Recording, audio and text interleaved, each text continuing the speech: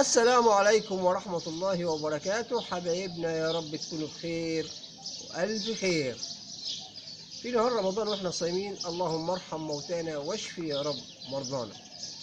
حضراتكم في موضوع هنتكلم فيه ويا ريت حضراتكم تشاركيني الرأي. فيه برنامج حضراتكم بيجي بعد الفطار وهو برنامج رامز الفنان رامز جلال. برنامج اسمه رامز جاب من الآخر. برنامج جذاب، برنامج الناس كلها بتتفرج عليه تقريبا يعني. ليه جمهور كتير. البرنامج منتشر. طبعا في أحد حلقات برنامج رامز جلال كان مستضيف يعني سيدتين راقصتين زي ما بيقولوا رقصتين يعني من دول أجنبية. ففي واحدة منهم فبيسألها رامز فبيقول لها هو أنت جاية مصر تعملي إيه؟ فقالت له بنفس اللفظ حضراتكم أنا جاية أعمل فلوس يا حبيبي. جاية مصر تعمل فلوس وماله، أهلا وسهلا بيكي يا مرحب.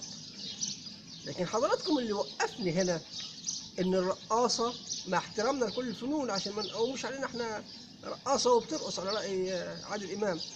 رقاصة جاية مصر كانت إجابتها ببساطة جاية تعمل فلوس.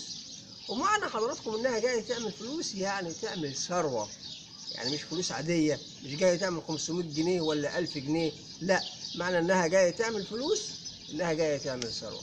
اللي وقفنا حضراتكم قدام الموضوع ده إن في حين الرقاصة جاية مصر تعمل فلوس في 11,000 طبيب قدموا استقالتهم، دكتور قدم استقالته ويسافر بره.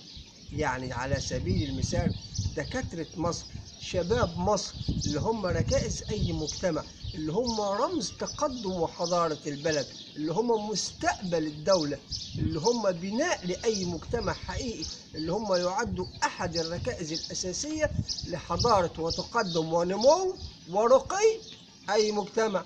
سافروا بره ليه؟ لتدني المرتبات. لان هل مثلا الدكاتره حضراتكم حابين ان هم يسافروا ولا بيحبوا السفر قوي؟ لا، الموضوع ان بلدهم مصر مش قادره توفر ليهم حتى نصف حياه ادميه. مرتبهم ما يعيش واحد لمده يوم. عشان كده سافروا في بلاد تحترم العلم، في بلاد تحترم قيمة العلم وتدرك أهميته في بناء أي شعوب. حضراتكم الرقاصة جاية من شمال أوروبا في مصر عشان تعمل فلوس، وأبناء مصر الدكاترة والأطباء والعلماء بيخرجوا بره من قلة الفلوس.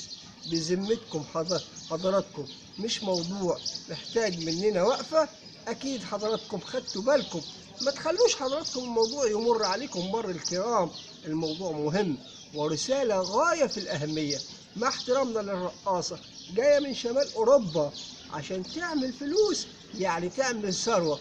والطبيب الدكتور اللي هو رمز حضارة أي مجتمع ورمز قوة أي مجتمع بتستضيفوا دولة ثانية، دولة عارفة قيمته. حضراتكم الكلام ده أو الوضع ده وضع مؤشر مش كويس. وفقنا الله لما فيه الخير. سلام الله عليكم ورحمته وبركاته.